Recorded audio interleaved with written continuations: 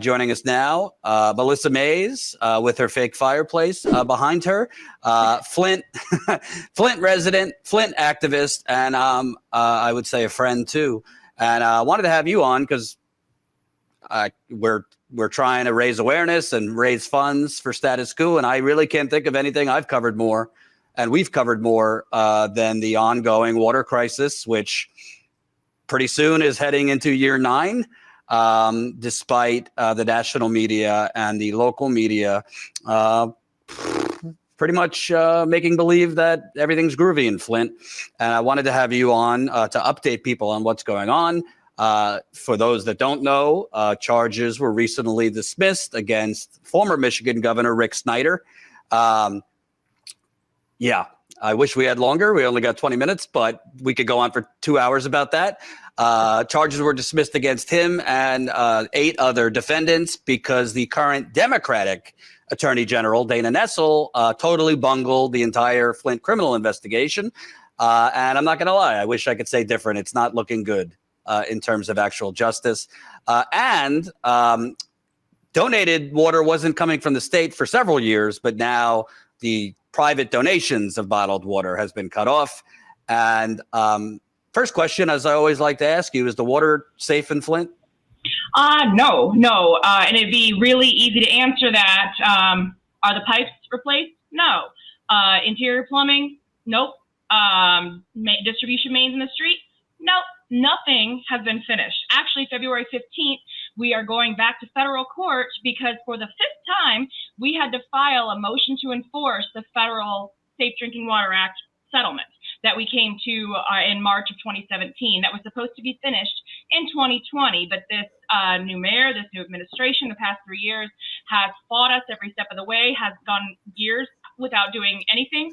The first 3 years of the service line replacement program here in Flint, we had about 27,000 holes dug. There's been less than 2,000 in the past 3 years because politics, and everybody wants to think that Flint's over. You know, just sweep it under the rug. Let's not finish it. And they're running like victory laps, and it's not finished. So what's happening and why that's important is that for the past 3,201 days, the Flint water crisis has been going on. Most people have heard about it since like 2015, 2016. Everybody thinks it's over. Now there's this big infrastructure bill that's rolling out to where they're going to do, lead service line replacement across the country. And they're looking at Flint as the pilot, and it's messed up as it is in Flint, and it's not finished. People are still getting bacterial infections and dying. We have cancer clusters now, like all of these different things. They're going to replicate this everywhere else. And again, if Flint doesn't get fixed properly, since it's being the model, it's not going to get fixed properly anywhere. And if it's not done right, it's so harmful. It causes so many more problems. So no, Flint's not fixed yet. Nobody's sitting in jail. And again, it wasn't just because our infrastructure got old. Decisions were made to change our water source and to not treat it and then to cover it up while people were dying. And yeah, we've had hundreds of people die from bacterial infections, and now we have cancer, miscarriage rates, all of these things. All of these things because when water isn't treated properly, when it's treated like a commodity, people die. So that's where we're at. And I want to ask, because I think it's very important, particularly in this pandemic age where we've kind of become numb to like 400 people are dying a day of COVID, like it's not even reported. But in Flint, there has always been a gross misreporting of the actual death toll where, I mean, national outlets, many have reported that only 12 people died due to the Flint water crisis, citing the state of Michigan, who poisoned you, by the way, their bullshit numbers of only 12 people died of Legionnaires. I mean, I've been there a lot, and I could tell you every time I go back, there's more people dying. And you know this because you're living there, and of cancers at early ages, mysterious illnesses that they have no family history of. Years ago when Jen and I knocked on doors investigating a story, almost every other block, we were told, oh yeah, it's not that they're not home, they just died. I mean, this is like, I hate to be crude, but like Flint is like the political Walking Dead. People are dying, and there really was no health registry for many, many years to actually track people's illnesses. So can you tell people, not in addition to the water, I mean, people are dying there in significant numbers. Oh, you look at COVID, for the longest time, the residents of Flint, because our immune systems are so damaged and so compromised and suppressed, we had a 12.5% case fatality rate for COVID, meaning 12.5% of the people who got COVID died, from COVID, and rather quickly. And that was the highest in the world. And I want to make that clear, in the world. So even undeveloped countries didn't have as high of a death toll as we had here. And yet we had like a slow vaccine rollout, slow recovery. I mean, again, they're trying to just make Flint go away because, we're the sign that, hey, this can and might already be happening to you. And then we're looking at Jackson, and we're looking at Newark, and we're looking at, Philadelphia. All of these cities, East Chicago, all of these cities across the United States are having water issues, and they're just literally trying. Oh, somebody just said dead people don't revolt. Exactly. And neither do poison people who are too busy fighting to stay alive than to fight back. The fact that I want everybody to know that, Flint, we've been victimized. I mean, this was done to us. Our democracy was stripped, our local media, everything is controlled by the state, who is responsible for making this happen, right? The state took control of our city, stripped our democracy, stripped our local government of any kind of power and control, took control, switched our water, made all these decisions, and they control the recovery. They control the recovery dollars. Even the federal money all goes to the state.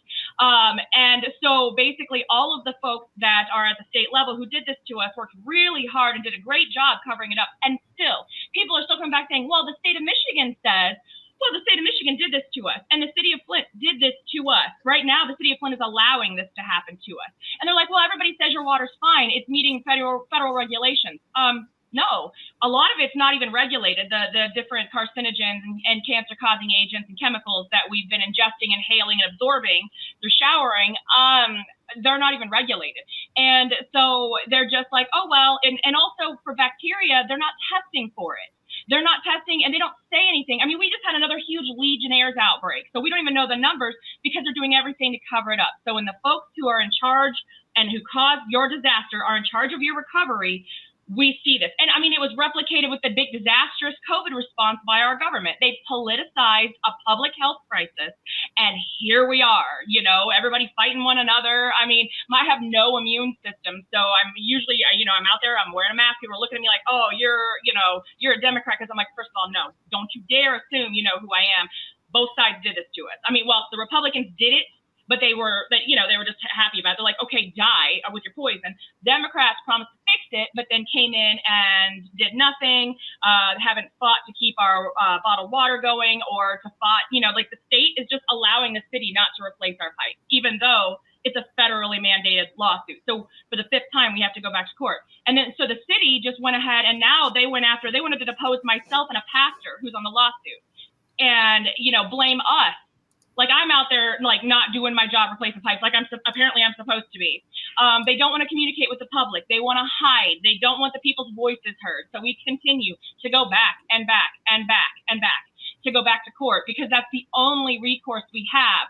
But for cities who don't fall under the Safe Drinking Water Act laws or don't have the ability to sue, what happens then? So we have to go back and fight to change this, to make it people-centered, to fight for health-based regulations, because at this point, none of them are. They're saying, I mean, I don't know if anybody saw the big FDA announcement, we're going to reduce the lead that we're feeding our babies in baby food. Yo, what?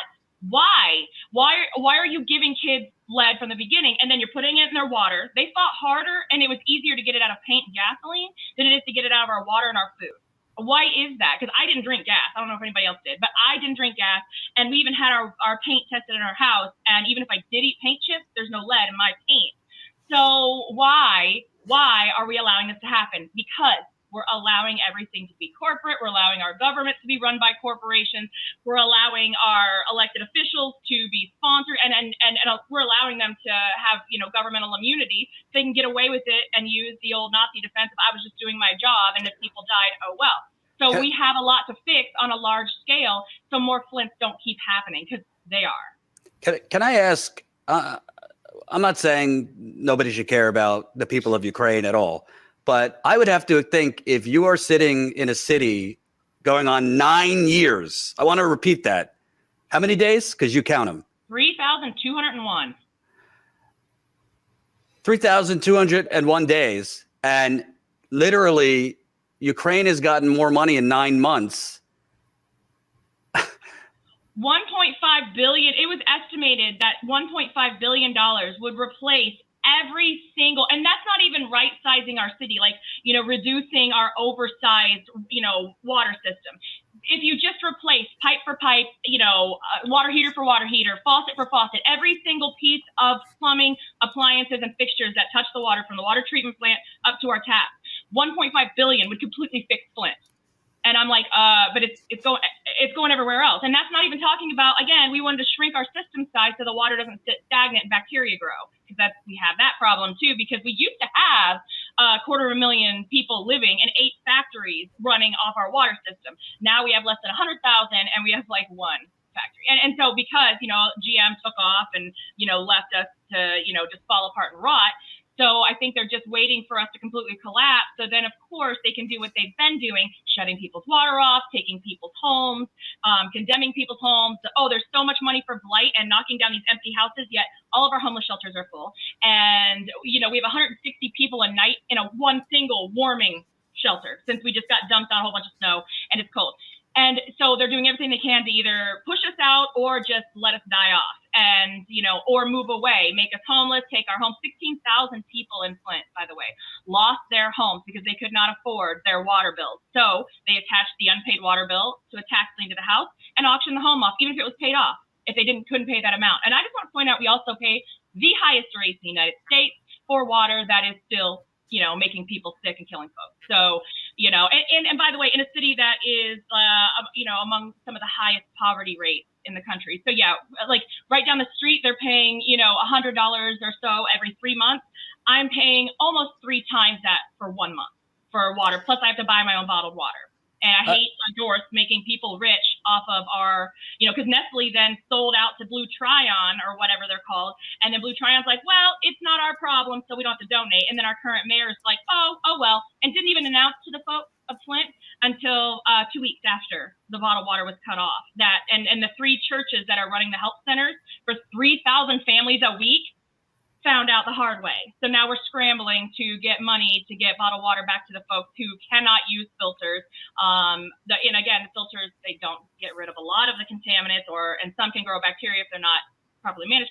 Anyway, it's a mess because people aren't treated like humans. We're treated like disposable numbers. And but we better pay those water bills, better pay those taxes.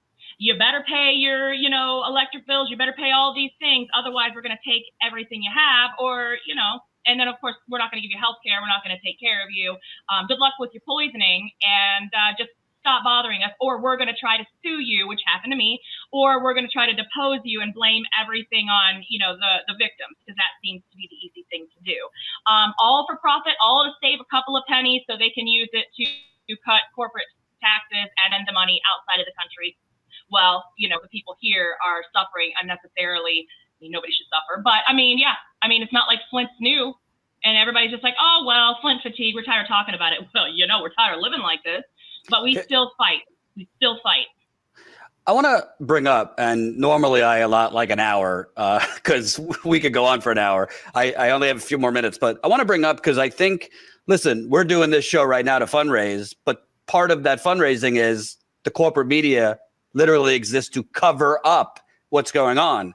And I honestly, and you know this because you and I have talked about it, I am at a point of, I don't know what's the bigger cover up at this point, the media or the government.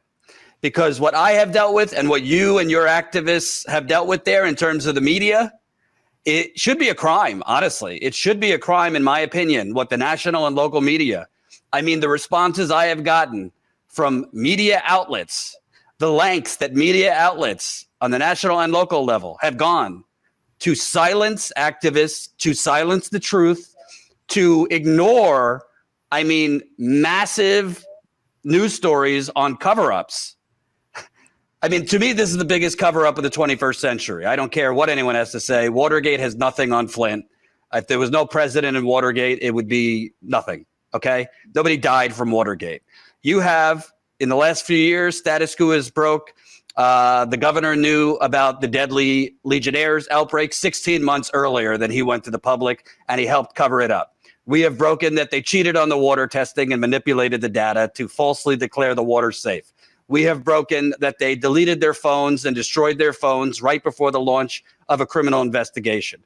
We have broken that there was massive financial fraud that this current attorney general sat on and did not charge.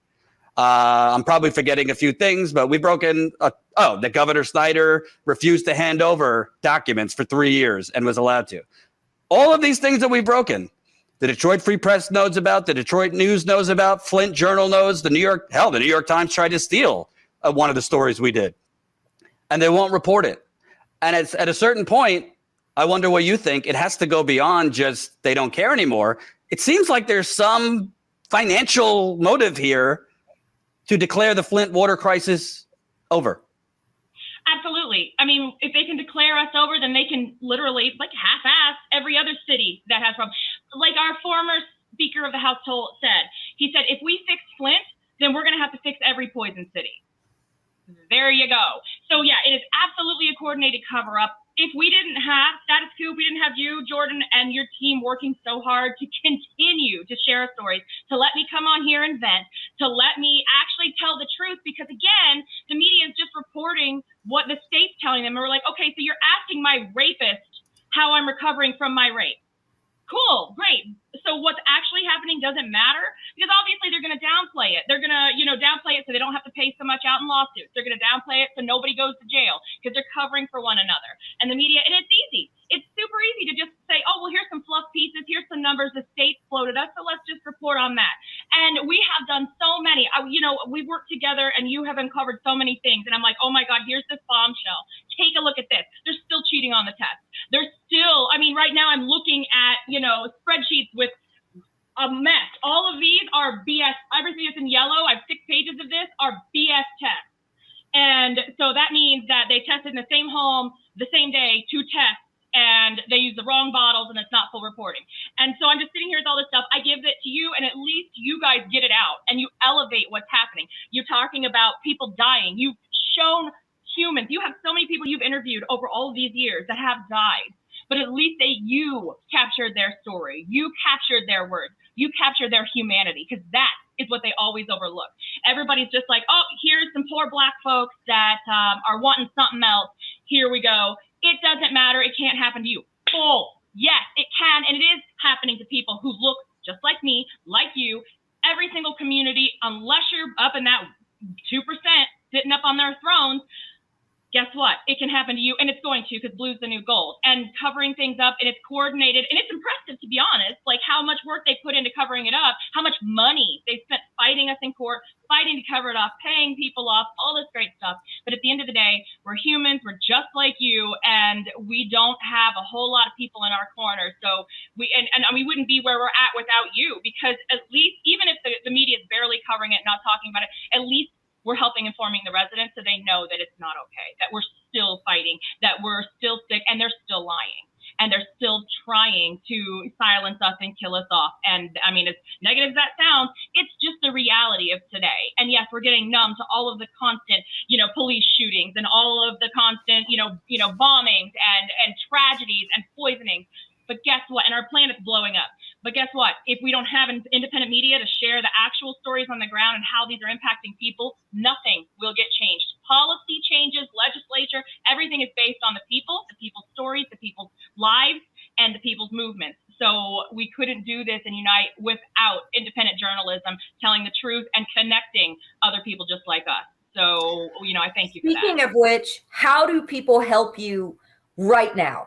Like that's the big kicker, that a lot of journalists don't ask. How do people help you right now? What are some things you guys have going on that people can help who are outside of Flint potentially that want to help, or other actions that are going on? Because I know, Melissa, I've seen you advocating for water in Kentucky, advocating for water, because I live in a place where the water's poisoned. And I've seen you advocating for us as well. When I worked with Paula Jean, you were right there, speaking with her and helping her. So what are some ways, what are some things going on right now that people can help with throughout the country? Is there a way people can help? So basically, obviously support, you guys. Report and, support independent media that does connect us. But then also look at the people on the ground. So Flint Rising, we're still going door to door, taking care of our people here, our residents of Flint. But we're also working nationally. We are trying to change the laws.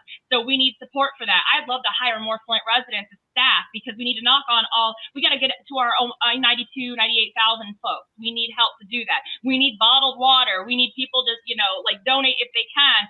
But we also need you to share our stories, the honest, true stories to get out there. And then also, if you hear of tragedies and everything, poisoned water issues, but we're also doing climate change, poisoned air, because we have an asphalt plant being put up right at the edge of Flint, because why not? We don't need clean air either. So, but it's not, again, we know it's not just happening to us, so we do want to connect with other people, so keep us connected. But again, supporting you guys, donating, sharing out the stories that you guys tell, because we know at least they're going to be the truth. But yeah, support Flint residents, because again, we don't just fight for ourselves, we're fighting for everybody else, because if we can use what's happened in Flint to fix it and prevent it from happening somewhere else, we're going to do that. And if we got to use our name to shame, and that's how we were able to get movement in Benton Harbor and Newark. We're like, well, why are you treating your folks like Flint residents? Why are you doing that? And it shames them. So, okay, fine. If we're using our great name to shame people to get them to do it, great. But we've got to be able to know that these stories are happening. And without independent journalism and media and people actually, the people, everybody watching today, connecting us with what's actually happening, we're going to still be working in silos. So yeah, so keep connecting us. If you hear something happening, I heard you guys talking about that earlier, please let Status Coup know. Please let, reach out to all of us so we can make a big, strong network that they can no longer ignore, that they can no longer brush off. They can no longer just sit back and be like, well, they'll die soon, so whatever, just kind of, turn the other way and just ignore it. So, just please, please, please, and also, please test your water, and please, please, please, please protect yourselves and take care of yourselves, because we all need to be strong and healthy as possible to fight back against this. And you want to know what? I'll say real quick. The people of Flint are rightly tired. I could tell you I'm writing a book, and it's been even hard to get people to talk because they're sick or tired or dead, unfortunately. So if you live near Michigan, if you live in Michigan, maybe it's time to go give Gretchen Whitmer and Dana Nessel a piece of your mind peacefully. We know the state capitol in Lansing, the attorney general, the governor's office, this ain't the Republicans anymore. The Democrats made a lot of promises to the people of Flint. And other than, MSNBC has Dana Nessel and Gretchen Whitmer on 24/7 and how wonderful they are and leaders of the resistance. Well, they've left Flint to rot. So if you live in Flint, if you live in Michigan, if you're close enough, maybe it's time people from outside try their hand to speak up for the people of Flint. Because let me tell you something, it's not a democracy if a city that was poisoned 9 years later does not have replacement pipes yet, does not have universal health care, because Libby, Montana, which is 96% white and had an asbestos crisis, they have Medicare for all. The people of Flint, 52% black, do not. And there's a lot of poor white people in Flint too. I could go on forever. We got to move on. But the point is, the people of Flint need help, because you could only protest and be active for so long. Melissa's might as well be a Marvel superhero, because she's sick and her kids are sick, but they continue on. So to all the people who bitch politically on a lot of other things, we could all agree, I hope, on this. Step in for the people who, besides the fact that they're tired, are working 2 to 3 jobs or whatever the case may be. The people of Flint need help, because if they don't get help, trust me, Jackson, Mississippi ain't going to change. And East Chicago, Indiana, it's not going to change. And Detroit, which has a lot of water problems, it's not going to change. And we could go on and on and on. Melissa, like 1 more minute, parting thoughts. Just, yeah, I adore you guys. I'm an angry person and all that stuff. And yeah, I do consider you a friend, because nobody that's not a Flint resident has taken as many beatings and has still stayed with us and fought with us like you have. And, you've been awesome through all my personal stuff. You've been so patient with me, and then all of the fighting here and all of the just outrageous things and all the hard work you put in. We couldn't do this without you. We would lose so much hope, because we don't have that kind of support here. So just anybody out there, whatever you can give, please, please, please keep Status Coup going, because, Flint wouldn't be where we are without your journalism and your heart and, you trusting us to tell our story and to tell the truth. You trusting us and not the people who did this to us. So thank you, Status Coup, and thank you to everybody out there. You guys are all amazing, and just please, please, please, please keep fighting. Don't give up.